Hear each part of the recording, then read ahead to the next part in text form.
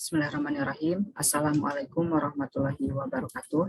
Perkenalkan, nama saya Gilang Dinastiar, kelas TKK 2B NIM 2133040 dan 6. Di sini saya sebagai absen ganjil.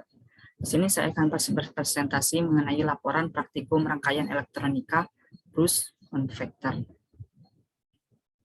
Tujuannya itu, dalam praktikum ini, dapat memahami prinsip dasar Brooks Converter, dapat memahami operasi switching pada rangkaian, dapat menganalisa dan menyimpulkan hasil percobaan, dapat mengetahui karakteristik dan performasi rangkaian. Untuk teorinya sendiri, yaitu Brooks Converter adalah jenis konverter DC ke DC, dan memiliki tegangan output yang besar, mungkin lebih atau kurang dari sama dengan besarnya tegangan input. Brooks Converter adalah sama dengan rangkaian free base dan indikator tunggal digunakan sebagai pengganti transformator. Ada dua jenis konverter di Brooks Converter, yang Brooks Converter dan yang lainnya adalah loose converter. Konverter ini dapat menghasilkan kisaran tegangan output dan tegangan input. Diagram berikut menunjukkan Brooks Converter dasar. Nah, seperti ini. Prinsip kerja konverter DC ke DC adalah indikator dalam resistasi input memiliki variasi tak terduga dalam arus input. Jika skala on, maka indikator memberi makan energi dari input dan menyiapkan energi magnetik. Jika skala tertutup, ia mengeluarkan energi. Rangkaian output kapasitor diasumsikan cukup tinggi daripada konstan waktu rangkaian RC tinggi pada tetap output. Konstan waktu yang sangat besar dibandingkan dengan periode switching, dan pastikan bahwa kondisi stabil adalah tegangan output VOT sama dengan PO konstan dan ada di terminal beban. Ada dua jenis prinsip kerja Brooks Converter, yaitu Brooks Converter, Brooks Converter. Prinsip kerja Brooks Converter. Diagram berikut menunjukkan operasi kerja Brooks Converter dalam Brooks Converter. Transistor pada dihidupkan dan transistor kedua dimatikan karena frekuensi gelombang persegi yang tinggi. Jika terminal gerbang transistor pertama lebih dari arus yang melewati medan magnet, pengisian kapasitor dan tidak merosot beban D1 adalah dioda stop dan dimatikan karena tegangan positif ke katanoda. Prinsip kerja Brooks Converter, indikator L adalah sumber awal arus. Jika transistor pertama off dan dengan menggunakan unit kontrol, maka arus mengalir dalam operasi Brooks. Medan magnetik indikator runtuh dan GGL balik dihasilkan medan koplas terbalik polaritas tegangan di indikator. Arus mengalir di dioda D2, beban dan di dioda D1 akan dihidupkan. Pelepasan indikator L berkurang dengan bantuan arus. Selama transistor pertama dalam satu keadaan mutar aktuator di kapasitor, arus mengalir melalui beban dan selama periode off menjaga POT secara wajar. Karenanya, ia memiliki amplitude riak minimum dan POT mendekati nilai Vs. Prinsip kerja Brooks Converter. Dalam konverter ini, transistor pertama dinyalakan terus-menerus, dan untuk transistor kedua gelombang persegi frekuensi tinggi ditetapkan ke terminal gerbang. Transistor kedua dalam melakukan ketika keadaan dan arus input mengalir dari indikator L melalui transistor kedua. Terminal negatif mengisi medan magnet di skala indikator. Di dioda D2 tidak dapat melakukan karena anoda berada di ground potensial dengan melakukan transistor kedua. Prinsip kerja Brooks Converter, dengan menggunakan kapasitor C, beban diharapkan ke seluruh rangkaian dalam status on dan dapat membangun siklus osilator sebelumnya. Selama periode on, tegangan output. Perbedaan potensial pemikiran diberikan oleh pertama di bawah PS plus PL. Selama periode off dan transistor kedua indikator L, terisi daya di kapasitor C habis. L dapat menghasilkan GGL balik dan nilainya tergantung pada tingkat perubahan arus dan skala transistor kedua.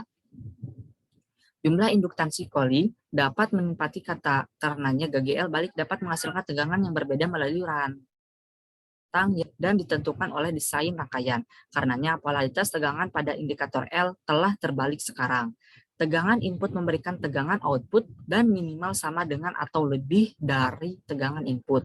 Dioda D2 dalam bias menuju dan arus ditetapkan pada arus beban dan mengisi ulang kapasitor ke Vs plus PL dan siap untuk transistor kedua. Untuk rangkaian percobaan saat 25%. Mari kita coba rangkaian tersebut dalam PESIM.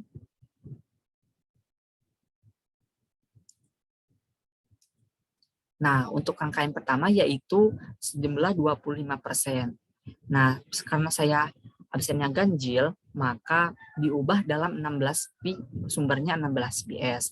Resistor saya, karena saya absennya 11, maka 1 absen per 10 ditambah 1. Jadi hasilnya 2,1. Kita tinggal dirubah aja di sini. Nah, di sini 2,1 sesuai absen. Di sini sumbernya diubah menjadi 16. Nah, untuk konspektornya sendiri data hasilnya yaitu sebesar 25%. Kan 25% itu berarti ininya 0,90. Nah, setelah itu kita coba run ya. Nah, ini untuk hasilnya di run. Munculkan hasilnya. Nah, untuk hasilnya seperti ini ya. I1 ADD. Nah, hasilnya terus read. ADD read. PO-nya berapa? Read. ADD read. PS-nya berapa? Nah, setelah itu kita measure ya. Measure dalam maksimal.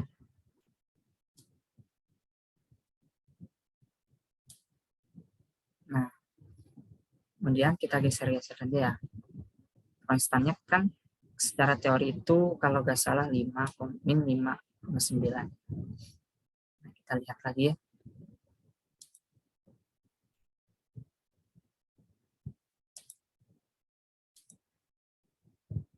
Nah, ini kan 5,33 ya. Saat 25% hasilnya berapa? Saat 45% hasilnya berapa? 5,33. Secara teorinya 5,33. Kalau 5,33 berarti ininya digeser lagi.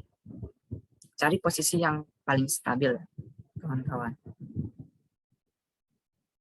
Nah, ini kan 53. Nah, setelah ini kita masukkan ya ke dalam laporan. Ke dalam laporan praktikum.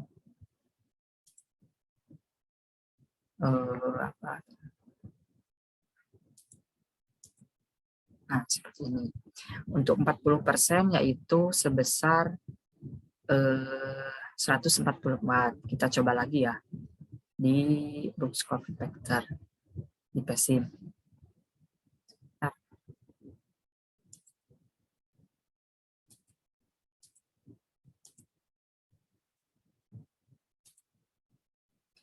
Kita coba lagi di PESIM.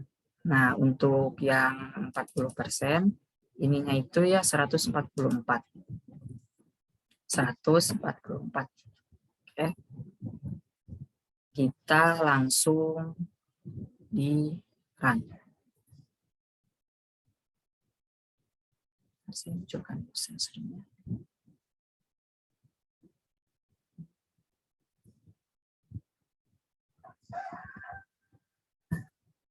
VO-nya berapa? Salah satunya ADD. Oke.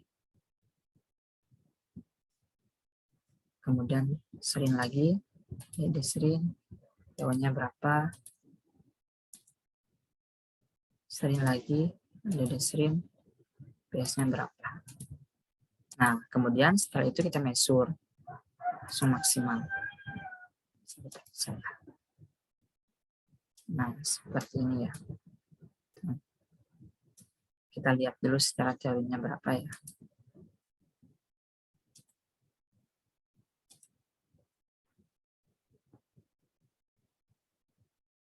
Sepuluh koma 66.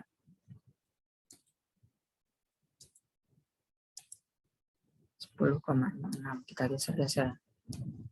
Ini digeser-geser. Cari yang posisi yang stabil. Nah, ini kan 10,99. Nah, ini kan sudah stabil ya. Min 1,0,66 ya. Nah, kurang lebihnya seperti itu ya untuk praktikumnya. Terus kita lanjut lagi. Nah, setelah itu kita coba ya. Tadi yang ini kan dirubah 90, ini 144 dan seterusnya. Ini kan 216. Untuk 75% 270. Nah, seperti tadi ya. Sekarang data pengukurannya seperti ini, langkah kerjanya seperti tadi kan beda. Data pengukurannya, teorinya berapa, grafik hasil simulasi nanti tadi dimasukkan ke sini ya. Data hasilnya 25% hasilnya berapa, data hasilnya 40% hasilnya berapa, data hasilnya 60% hasilnya berapa. Seperti ini, seperti 75% hasilnya 4,3. Perhitungan secara teori. Yang pertama, saat 25%, PO-nya PS sumber data hasil per 1 dikurangi C. Karena saya usianya ganjil, jadi sumbernya 16 dikali 0,25 dari data hasil per 1,0,25. Sama dengan 5,33 V. IL-nya, PS-nya sumbernya berapa? Sumbernya 16 dikali 0,25 kali resistor, resistornya 2,1 dikali 1 dikurangi data hasil perangkat 2 sama dengan 4 per 1,18125 sama dibagi hasilnya 3,386. Nah, seperti itu. Ke bawah juga seperti itu. Seperti tadi POSBS-nya 75%, 16,075 plus 1 dikurangi 0,75 sama dengan 48. IL-nya 16 kali 0,75 per 2,1, 1,075 pangkat 2, hasilnya 12 per 0,336 sama dengan 33,714. Nah, untuk hasil teori sama praktikum yang tadi, data pengukuran.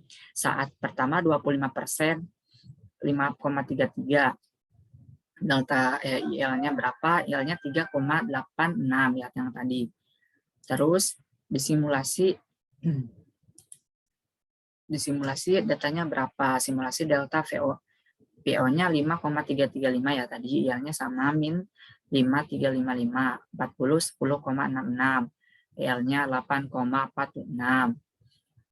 Simulasi PO-nya min 10, IL-nya min 10, 16, yang 16, yang 60, 24, 28, min 24, min 24. Yang 75, PO-nya 48, IL-nya 35, PO-nya min 4, simulasi min 48, simulasinya min 48. Nah, seperti itu ya, kurang lebihnya seperti itu. Terus, dari praktikum yang tadi, analisanya yaitu pada percobaan book capture yang telah dilakukan diperoleh sejumlah data yang tercantum pada data pengukuran. Dari data percobaan yang telah dilakukan, kita dapat mengetahui bahwa saat detik sel kurang 50% nilai POPM-nya pada saat momen tersebut rangkaian bekerja sebagai book compenter. Saat data silnya lebih dari 50% nilai PO-nya PM, pada momen tersebut rangkaian bekerja sebagai box compactor. Mengapa dapat demikian? Itu dikarenakan box compactor dapat bekerja menurunkan ataupun menaikkan tegangan dengan mengatur nilai pada data circle, sehingga ketika kita memberikan nilai data circle yang semakin tinggi, maka drop tegangan juga akan semakin besar karena adanya faktor resistansi pada indikator sehingga rangkaian tidak dapat menahan arus berlebih. Yang saya dapat kesimpulkan dari praktikum yang tadi yaitu bahwa rangkaian box compactor dapat menghasilkan tegangan keluaran lebih besar daripada sumbernya. Pada rangkaian kontrol daya, penyerangan akan memberikan sinyal kepada MOSFET. Ketika MOSFET off, maka arus akan mengalir ke indikator energi yang tersimpan di indikator akan naik. Ketika MOSFET on, maka energi indikator akan turun dan arus mengalir menuju beban. Mungkin cukup sekian presentasi dari saya. Kurang lebihnya mohon dimaafkan. Bila ada salah kata mohon dimaafkan. Mungkin cukup sekian. Wassalamualaikum warahmatullahi wabarakatuh.